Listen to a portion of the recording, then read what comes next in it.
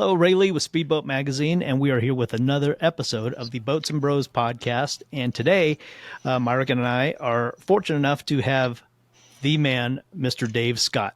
How are you, Dave? You're doing great. We're doing great. Thanks for having me. Oh, so glad to have you on board.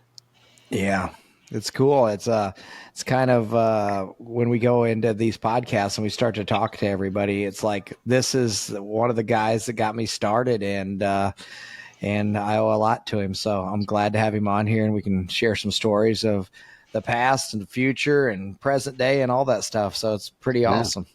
Yeah, I mean, you guys have quite the history together. How long ago did you guys meet, and how did that come about? 23 years. Yeah. Wow. So 23 years ago.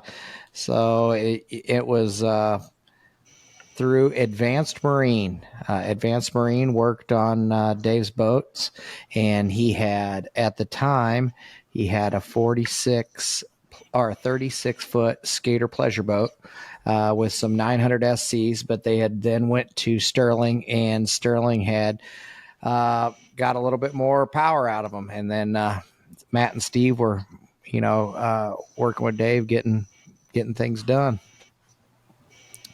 And it's kind of interesting. I saw Steve this past weekend. Oh yeah, I haven't seen him in a while. It was really nice to run into him. Yeah, he always makes sure to hit me up on race day. Steve was kind of like my mentor and the guy that taught me a lot when I was really green. And he always had patience with me and would always buy me a beer too. So it was cool that I had Steve as my mentor, and it was a hard decision to actually to leave those guys and go full-time racing with Dave. But hindsight, I think, was the right one. So it was a lot of learning that had to be done.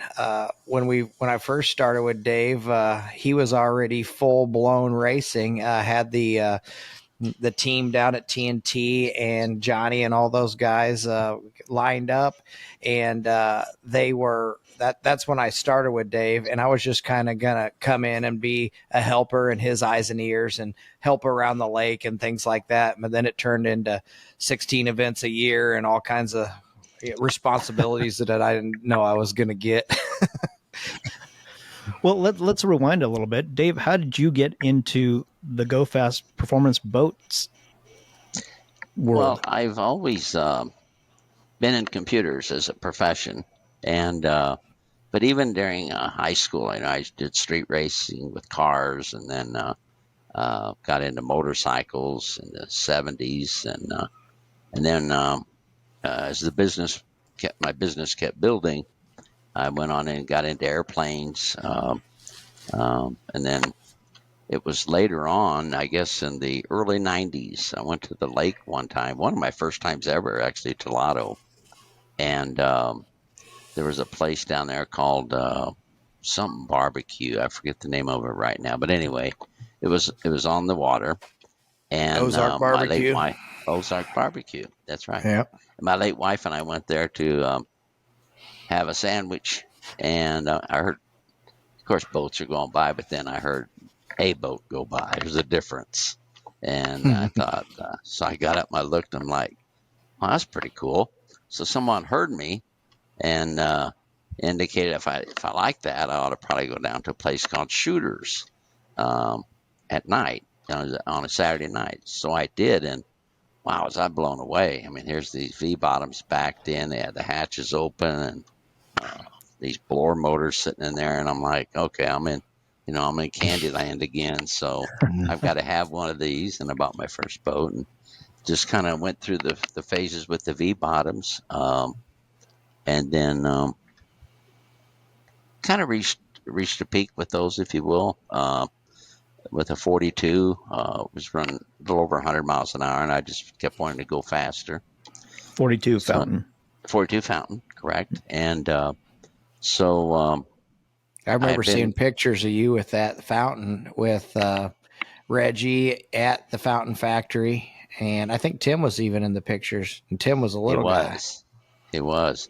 And actually, I remember Reggie flew down, landed out here at Baltimore Airport, and I flew with him down to the lake. And the fountain dealer down there was having a showing, and little Reggie the third, who was little Reggie at the time, was on board, and we had a nice discussion. But Reggie, he's always been, he's a great individual, and had a lot of tips that we and suggestions and help along the way when I was in the fountains.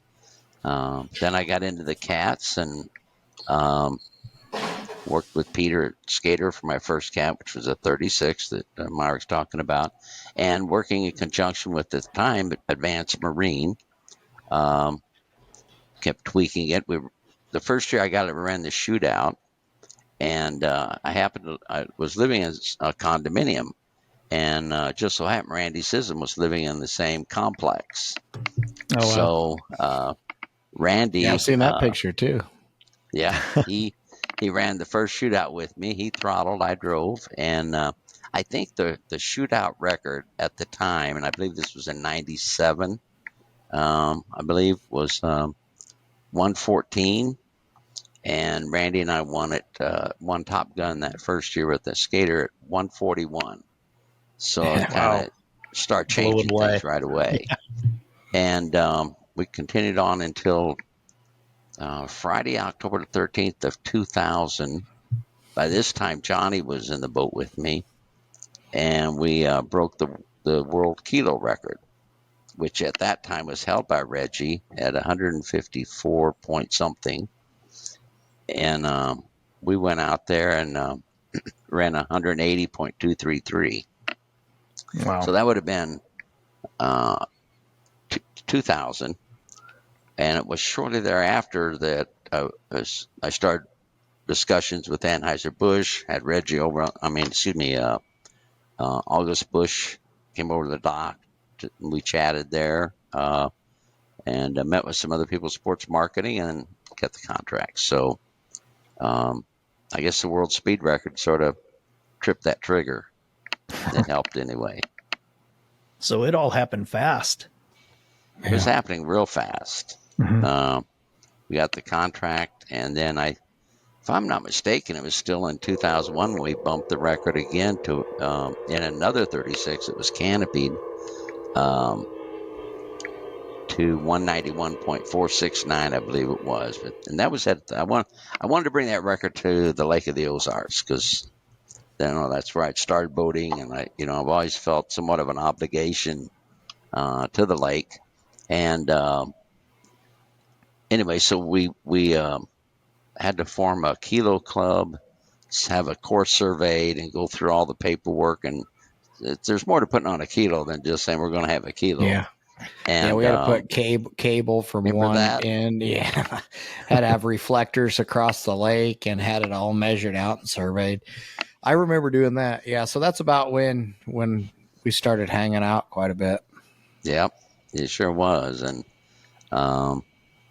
so, yeah, we and then I think that was the same event where I don't know, was you with Matt and them that drove the boat straight from there down to Key West? Yeah. So we did a kilo run, and then and it was cold that morning. And I remember we stood on the top of Hawaiian Island, which was empty at the time. And I think you went 190 that time, right? Was that how fast you went? Yeah, 191.469. I remember that. And you had to do it both ways. And we then took the boat, went up to Advanced Marine, switched the drives because we changed gear ratio. I think we went from a 124 to a 135, and then drove to Key West with that old Dodge with the V10 that you had. That I remember that old Dodge truck. And and I remember it seems so long ago, but Matt and Steve and we went down there, and I think we were going back to Key West, wasn't it? Because we had already had to leave because of a hurricane or something like that. Yeah, hurricane came in and everybody had to leave. So they had to evacuate Key West. And then it was like 2 weeks later that we had to go back. So that was the reason that we were heading back down, because it was later in the year and it was actually cold. I remember Jackhammer, Johnny's crew chief, laying on the windshield of the boat trying to get the frost off of the window when we were doing that run. So it was a cold Wow. morning, you know, in the 20s. So Yeah, it was really. but I remember was neat. doing that, and I think I flew back with, if I'm not mistaken, with Johnny. And the next day I was up at the distributor, the Budweiser distributor shop, and talking about, yeah, the boat's going to get here. And these guys had driven straight through. And I remember he pointed out, he says, "That's your boat." And I turned around and there they went. And it was less than 24 hours later, they were in Key West. It was unbelievable. Yeah, So, we were all three taking shifts. I remember thinking to myself, I was pulling. It was the Budweiser boat at the time, all white with a red Budweiser on the side and a red canopy. Yep. It was big time, man. I can't even believe I was like, man, pulling this thing through. I remember Matt was always the kind of guy that would just put you on the spot and be like, you can do it. And I remember going through a construction zone in like Atlanta, and I was, I don't know, 20. What I'd have been 22 years old pulling this thing. Like, oh my God, shitting bricks, basically, you know.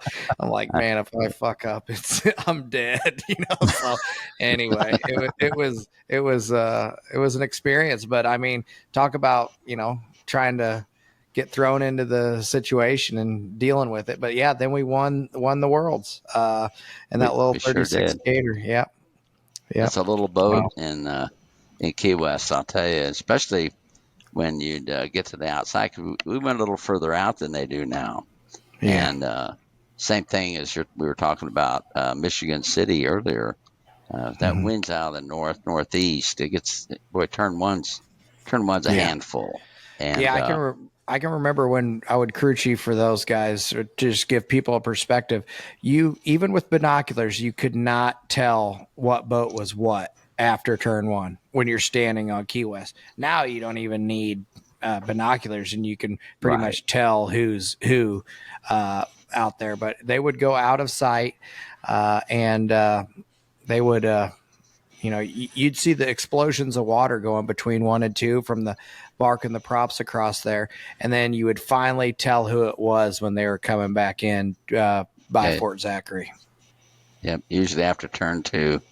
And but I know you know, all these boats, they look really big when you walk up next to them on a trailer, and you're walking around. They just look so big, and sometimes like a 50-footer just mammoth.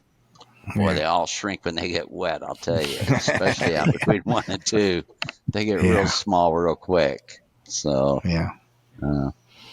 never enough boat at times. So Dave, you went from running a shootout to starting offshore team and then competing and winning. Yes, sir. Wow. Yeah. How did you and Johnny Tomlinson get together? Well, you know, I started out, Randy was the first one to throttle the boat, like I said, and in the shootout.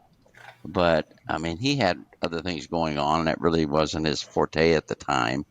Because at that time he hadn't started MTI yet. Yeah. No, he had been over in Dubai with the Victory team, and then came back to the lake, and but had not started MTI at that point. And then Jerry Gilbreth had reached out to me, and I remember I had Jerry. He expressed a desire to want to give it a shot. And so I had Jerry come in, and he throttled. But somewhere along the line, I went down to Sarasota for an offshore race and to spectate. And Johnny was running a 36 Gator. I can't. Pat Patel, I think it was, had it. And I was so impressed with the way the boat ran. And I visited with him. That's right afterwards. And then the name of the boat was In Contempt, I think. It was correct. And boy, it was impressive. It was really, it impressed me anyway. And so later on, when I had my 36, I reached out to Johnny, and he agreed to come up and we ran the shootout, and Johnny is real smooth. He when you're in there with him, with with other experiences, there's like a lot of discussion going on or whatever. But with Johnny, there's a lot of confidence. So we seldom even talked in the boat. I mean, I knew what he was going to do. I guess he had confidence and knew what I was going to do, and there'd be very little discussion. And he was the boat always felt in control, which is of course Johnny, and him on those on the sticks like he was. Um, so, and even as we progressed with speeds, he always had that desire, shared the same desire I had to go faster. And so, right until the time I think we ran our last kilo in '05, and it was 202 in a 36-foot skater, just starting to run out of boats, So Yeah. You got to be going fast for a long time. It's not 202 top speed. It's maintaining that speed for a kilometer. It's the average speed through that kilometer. It's really different because, like the shootout, we're into it, and then you're done. But in the kilo, it's entirely different because you have the run up, but then you have to hold that boat at top speed, and and then they time you in this measured kilometer, 3,280 feet, to get your average speed. Then you have a couple miles to shut down, but you have to turn around and come back within 15 minutes. So you don't have any wind and wave advantage, if you will. And then they take your two average speeds, put those together, and that is your kilo number. Yeah. So it's entirely different because, as you know, and Myrick knows, I think boats have different personalities at different speeds. And my experience has been anything above 190, they sort of take on a personality of their own. I mean, there's not a whole lot you're going to do except just let it go. And so it's at that point you're along for the ride, I think. But yeah, and in the shootout, it's one of those things. Yeah, the boat's loaded up real good, and it's under power, like still under acceleration. Where Dave's talking about, they were making like 1,350 horse, maybe 1,500 horsepower aside, and you kind of run out of power, and then the boat is not laboring, but it's using all that power to maintain that speed. And once you feel the thrust of the acceleration kind of go away, it'll start doing walking around and doing things that you don't like it to do. Yeah, it really does. It just starts almost like a bubble forms in the middle of it a little bit. And what you're really doing is waiting for the props to catch up, the slip numbers to come down. That's where your last few mile an hour come from. But during that time, it can be actually pretty uncomfortable for me anyway. I don't know about Johnny. When you're hanging around up there in the 200 mile an hour range, you're like, okay, I've had enough. I'm good. It's one of those things.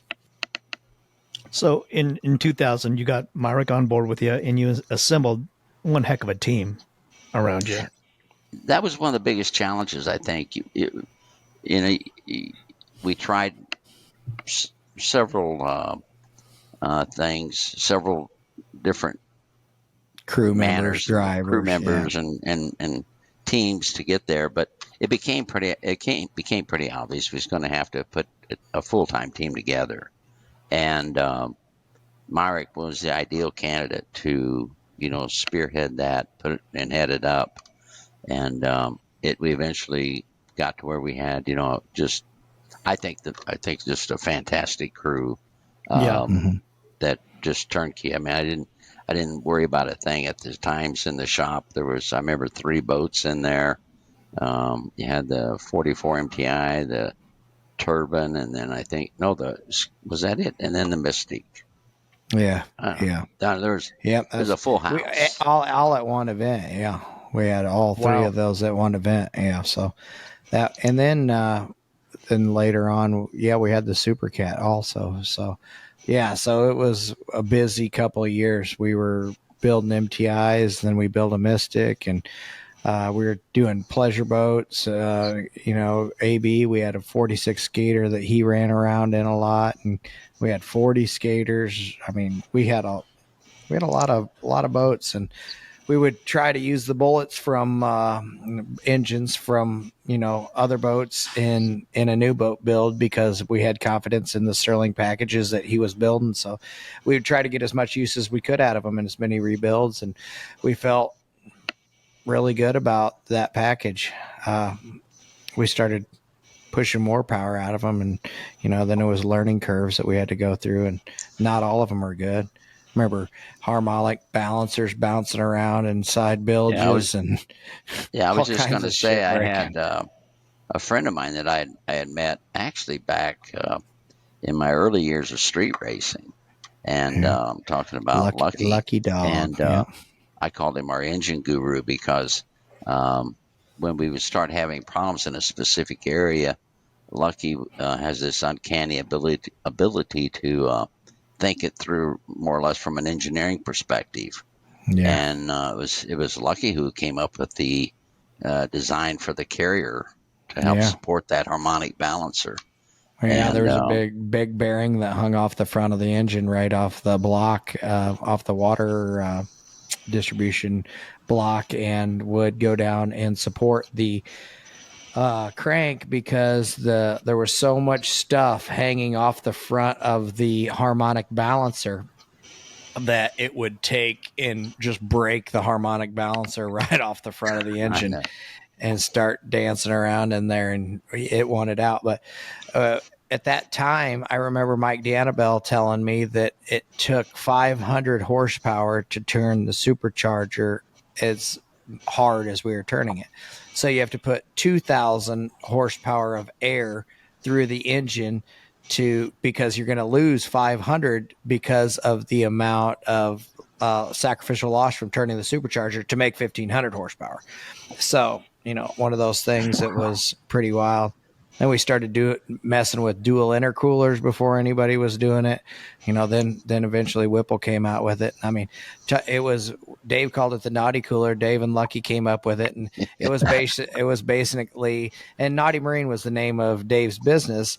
So that's when we had the Naughty Girl, we had the Naughty Cooler. Everything that we did was naughty, I guess. So and my boats are still called Naughty Time and Naughty Time. So yeah. Nauti. Yes, sir. Nauti. Yep. So we had a piece of aluminum with two Cooper nickel intercoolers stacked beside each other before people was doing it. Pretty cool. Wow. So how would that come about? Just you guys would just kind of brainstorm in the shop and let's try this? Yeah. Well, like I said, you're always looking for more, more. Mm-hmm. So it's either you're going to do it with propellers or engine or hydraulics or either. It was unlimited class. Unlimited, which means do whatever you want. And but it also I think brought along some really innovative and creative ideas that helped the industry as a whole over time. And because we kept pushing that envelope. Think outside the box for sure. That was, and that's what Lucky and Dave would think about that stuff. And a lot of it was coming from the era and the street racing and all the stuff that they had done in the late 70s, early 80s, to where there probably wasn't a part available, to where now you can get on the computer and type in, hey, I need a breather can or something like that. And there's some, Motion Race Works makes this thing, where they don't, they didn't make it back then. So they had to get creative. I mean, because I remember back when I was motorcycle racing, and at the time I took some PVC and copper tubing and made a little can, put it under my seat. Well, when you go to the line, I put dry ice in it. I run my gas through that copper line, and you see the steam coming out from under my ass when I'm up here at the line. People are like, "What's going on?" And later on, next thing you know, the cars come out with these aluminum things they call cool cans. Yeah. And same concept, you just look for different ways to go faster. And so, Yeah. yeah, it was a lot of fun. I still have a set of I don't know if you remember those, Mike, those 4-valve heads I had made. Yeah. Yeah. One-off 4-valve heads that they bolt right onto a big block Chevrolet, and um, you just use all the existing parts. They have their own rock arms and everything. That was sort of like the next. And I approached Mike DeAnnabelle and It was going to about be the next step if we were going to keep racing. yeah, and then Mercury came Not out with long after. 4-valve Yep. heads. Yeah, QC4V. Yep. Exactly. and you can. Yep. And I learned that from motorcycle racing when Honda brought theirs out. I was had one of the first CBXs, and in my agreement, I had sponsorship agreement with Honda at the time. And once I converted for pro stock, it wasn't going to be competitive. Just with the time we were running like low 9s already or high 8s with our Suzukis. So when we put turbochargers on them, we found out if you do some forced induction with these 4 valves, man, they couldn't be beat. And so that's why these Mercuries are just so superior to anything out there.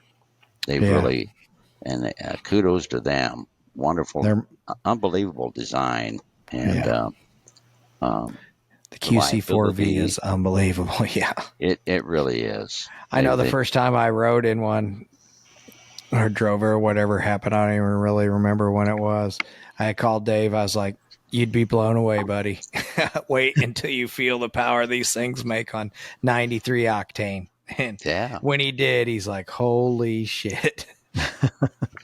Yeah, it's just, and it's that low end torque comes on so quick. But yeah, it was a great run. I think we had like, I don't know, close to 90 wins in 8 years or something. And it was really the crew. I mean, if you don't have a good crew, I mean, you're kind of just going along and I think going to waste a lot of money. And I felt an obligation to Anheuser-Busch. They were a first class company. I was honored that they, brought up the sponsorship arrangement, and it put quite you have an obligation at that point in time, I feel, to not only present yourself in a certain manner, but also give them some good results, which that's one thing that Myrick and the guys, myself, Johnny included, all of us stepped up, and Anheuser-Busch really did get a good deal, that's for sure. And we gave them the Today Show and all that. So we I mean, we went as far as we had media training. Okay, I mean, talk about a bunch of rednecks, label out with our drinks, always wearing the same clothes. I mean, and then Dave would take us to events like the drag races to watch Bernstein and go see how they're doing it. That's what we need to achieve, if not better, So it was always a goal in mind, and Dave definitely set the standards high, and we tried our best to do it. As a team, we really did. We came through, and when you walk through our pit area, things were spotless, and we tried to give them good results, and I think we did. So, but it was a nice ride. It was a lot of fun and a lot of creativity. And I remember, Myrick, how we were having, I think when we got the Mystic, it might have been on the 44, but I think it was the Mystic when we got in touch with Latham for some new supports for it. And trim cylinders, obviously he was a brilliant man. And I would pick up several miles an hour just with those alone. Yeah. Well, yeah, exactly. I'm actually working on that boat right now. A customer bought it, and it's funny. It was like I forget how long ago you sold that boat, but it's been probably 8 years. It's been a while. Yeah, and we had I'm pulling stuff out of this big old crate just yesterday, and my handwriting's still on it. And there was one, yeah. there was a Zeiger prop shaft, because these shafts out of a Trimax just hang out there, and you just see them. It's like a 6 foot long prop shaft, with just a support at the end. You'd never even think it'd work. When you first look at it, it's just like an exposed prop shaft. Normally you see them encased in aluminum with an oil bath. This thing's out there. It's so simple, and it's an awesome design. And it says very used port prop shaft, probably wouldn't use again, and things like that. And I can see my handwriting on it. It was just funny that that's the one we remember when I broke the one and you bought 2 new ones. That's what, so that had been through the shootout and the alcohol motors, and very used is a good term. Yeah, very used.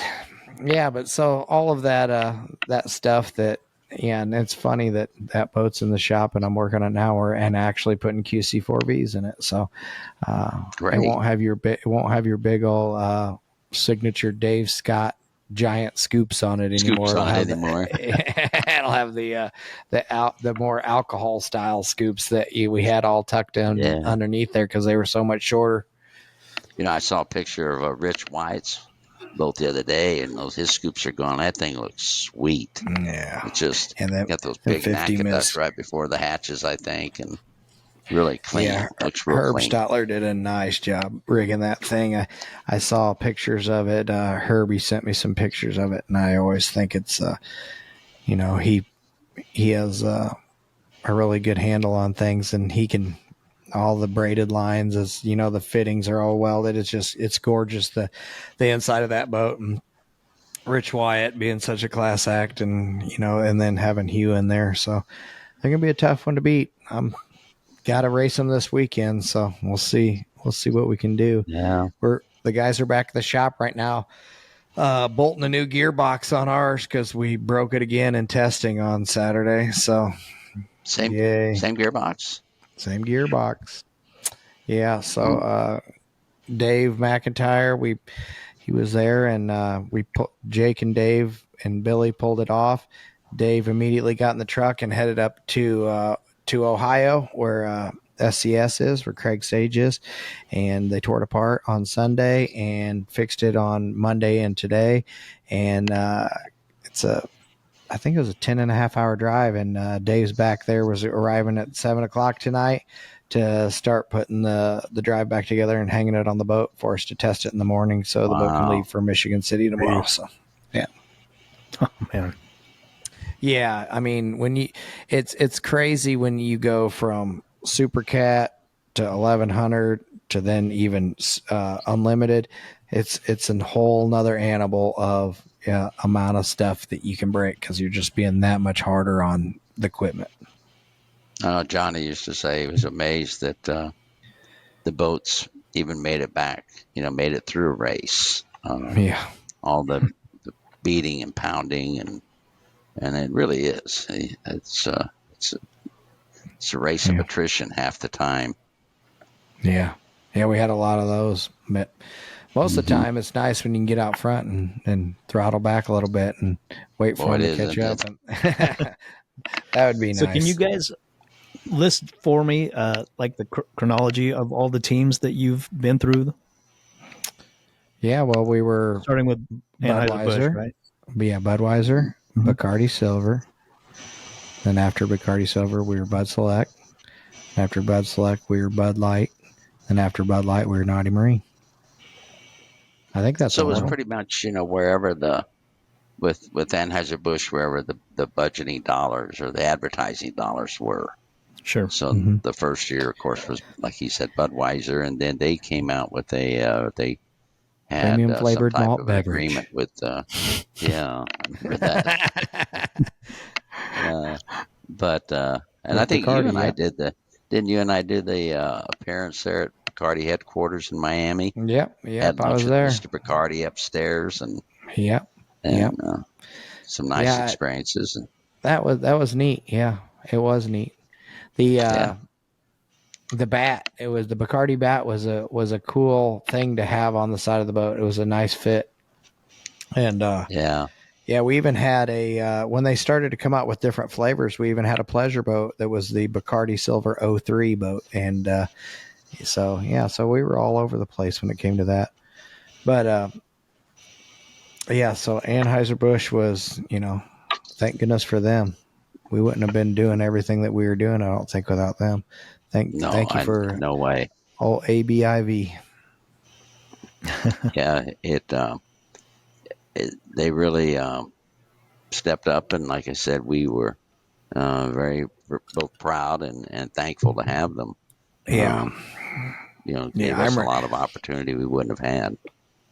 yeah, and us being beer drinkers, before we had got any sponsorship either, when we went from Bacardi Silver to Bud Select, I mean, talk about a happy crew. they Boy, they started bringing cases of beer instead of cases of Bacardi Silver, and that was a good fit for us. So yeah. And then we went I to don't. Bud Light, and then Dale Blue was Oh down yeah. there with us in Key West, and made it even Yeah, better. So the lake crowd was around, and talk about cool. I mean, you're there and you're in Key West, and we're both small town boys from Illinois, and now we're in Key West and we're racing boats, and there's all these people coming down from Lake of the Ozarks, Missouri, and Dale Blues over there singing, and you never know who you might see. So it was awesome, that's for sure. yeah, I think certain nights we probably had more people in the pits than they had downtown for a while. Yeah, 'Cause yeah, we had the beer, and yeah, Dale had the music. We were set up.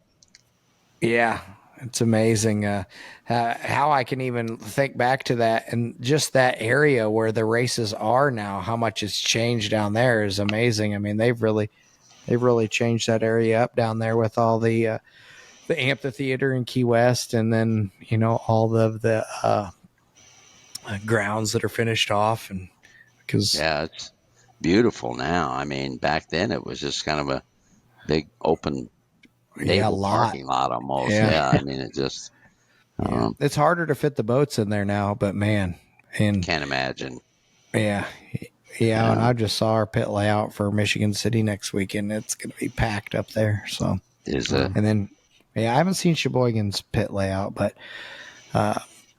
yeah, and it's being close to home with all these teams that are located. A lot of them are located in the Midwest, so it's a time for them guys to bring their families, whether they're from Missouri or Illinois or Iowa or wherever they're from. They can just head right up there and only be 8 hours away instead of a plane ride away. So pretty neat. yeah.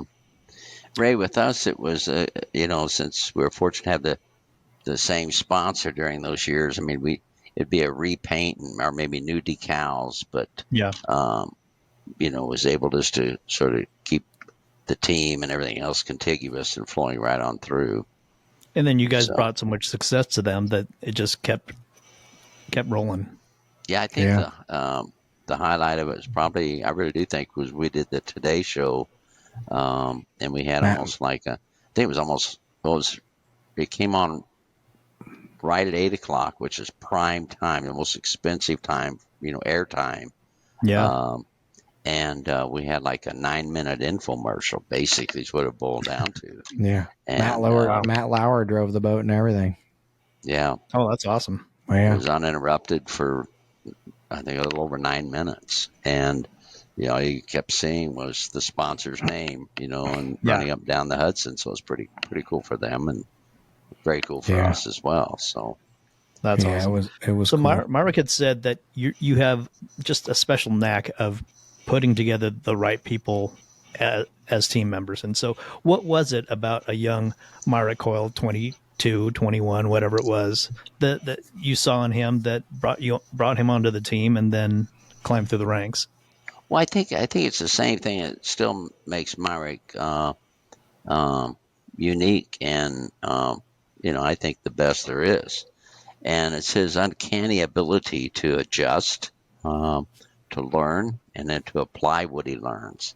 He has a ton of logic, and unfortunately, I think the world's getting short on common sense and logic anymore, but Myrick has an abundance of it. So he can, he can adapt to his environment, and he can learn and then expand upon that. And he did that, and he still does it to this day. Yeah. I think that's why he's so flexible. And as I watch him go from boat to boat, and I can't imagine going from a stock class to super stock and then jumping into with the 1100s. I mean, like, no, he was talking about the reliability or the durability, but just the handling characteristics of those boats. And especially now where the ladder has the rudder versus the skags in the corners. And I mean, you're talking It's definitely a totally different different feeling. animals. Yeah. Yeah. So his unique ability to, like I said, adapt to his environment makes him very exceptional. And I recognized that when he was really young. I had a lot of good teachers. And Well, I always like to say, knower of all, master of none, because I mean, the people that I learned from, that Dave assembled or that Dave had hired to do a certain job. I mean, I got to meet them all, and a lot of them are still around, working hard at it. Yeah. I mean, look at the number of victories we had, the number of world titles, world records we set. You have to surround yourself with the best, and I think that's how you get those results. So, when I looked around, I just thought those are the people I would like on my team. Yeah. And so I'd do an outreach and try to bring them aboard, and whether it be, Mike D'Annabella Sterling or Johnny from TNT, Myrick from Advanced, it just, they all came together and they all bring these exceptional skills. Well, you're going to get exceptional results. And I think that's, like I said, my part was easy. I just jump in and try to break what they put together all week. So yeah, piece of cake. And I think about all of the conversations with Lucky over the years, whether it's at dinner, whether it's on a car ride, or whether it's on the phone later on. The amount of knowledge that he brought in from all different aspects. Clinton Milas just being, somebody that really knew. He was just a stereo guy, but he was a really good at rigging boats, and then of course Gary Stray and all those guys, Randy Sism. You could go down a list of all the people that we were involved with over the years of racing, and there's some pretty big names in it. It's a virtual who's who. Yeah, each one of them brought some special talent to the party, and I didn't mean to leave any of them out, because they all contributed to our goals, and because as soon as you start naming them all, you forget one, and you're like, oh man. But yeah, you're right. I mean, we when you go sit down at a meeting, or sit down to have a beer, or sit down, you're going to learn something. It's just like right now, just like all this information Ray's learning. Look how smart he's getting. He's going to have his own team here tomorrow.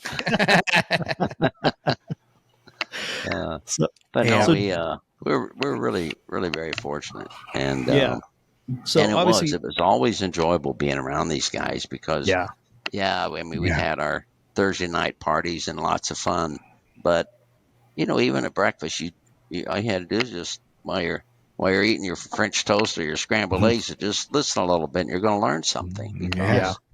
Johnny might be talking, or Lucky might be talking, or Myrick might be talking. I mean, you're going to learn, and it was really an experience.